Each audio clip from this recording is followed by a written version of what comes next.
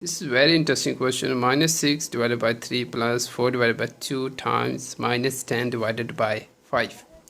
So minus 6 divided by 3 equals 2 and keep the negative sign, right? Plus 4 divided by 2 equals 2 times, and minus 10 divided by 5 equals minus 2. Keep the negative sign.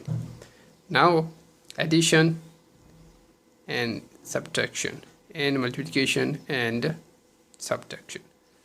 So multiplication must be done before addition and subtraction, right? So multiply first. Minus 2 plus 2 times minus 2 equals minus 4, right? Now minus 2 plus and minus 4, so minus 2 and minus plus minus, so minus 4.